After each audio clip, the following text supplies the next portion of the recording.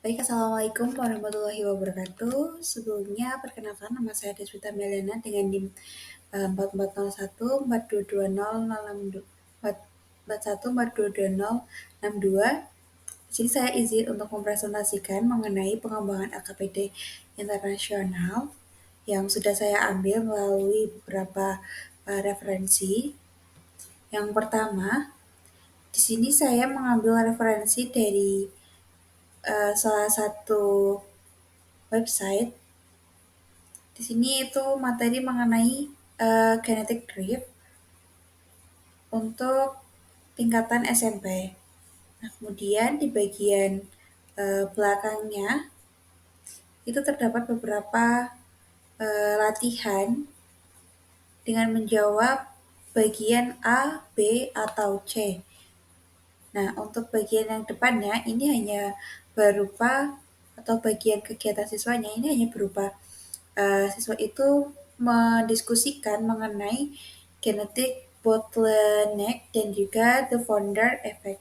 Jadi seperti sistem seleksi alam atau uh, genetik atau bagaimana. Jadi siswa itu disuruh untuk diskusi mengenai kumbang tersebut. Nah, selanjutnya di bagian yang belakang ini adalah jawaban dari latihan soal pilihan ganda. Nah, ini untuk SMP.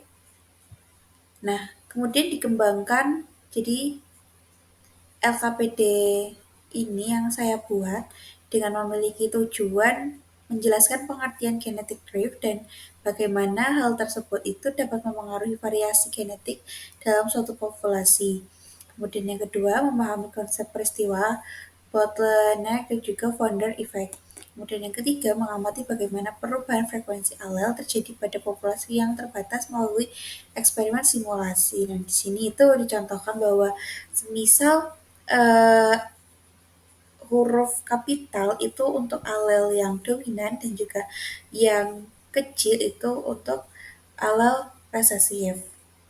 Nah, mereka itu nanti disiapkan dengan melempar koin 10 kali yang mewakili 10 individu dalam populasi awal. Nah, nanti mereka itu disuruh untuk mencatat juga yang nantinya hasil itu akan didiskusikan. Nah, kemudian pada akhirnya mereka itu akan mengisi tabel berupa frekuensi alel H dan juga frekuensi H besar atau H kapital dan juga H kecil dengan menyesuaikan pengamatan atau pernyataan-pernyataan dan pertanyaan yang sudah dipersiapkan. Nah, lalu nanti mereka itu akan dapat menyimpulkan kesimpulan yang mereka itu sudah lakukan melalui eksperimen kecil. Karena ini masih tahap SMP, jadi ini hanya berupa pengenalan mengenai seleksi alam. Jadi belum diperjelas mengenai tahapan selanjutnya. Nah, kemudian untuk LKPD skala tingkat SMA, saya menggunakan multiple alel. Jadi di sini digunakan percobaan darah manusia atau tipe golongan darah manusia. Nah, kemudian di sini itu ada introduction atau pendahuluan dan beberapa pertanyaan. Nah, nanti siswa akan mendeskripsikan dan juga menganalisis karena ini sudah tingkat SMA. Jadi untuk LKPD yang diambil itu cukup agak tinggi atau HOTS. Kemudian LKPD yang saya kembangkan yaitu masih mengacu pada multiple allele, di mana siswa itu memiliki tujuan untuk memahami konsep multiple allele dan bagaimana alel lebih dari dua itu mempengaruhi pewarisan sifat. Nah, masih menyinggung yang SMP tadi juga, tapi kalau yang SMP itu seleksi alam, tapi kalau ini bagaimana suatu alel itu bisa mempengaruhi pewarisan sifat. Kemudian yang kedua, menjelaskan sistem golongan darah manusia sebagai contoh penerapan multiple alel.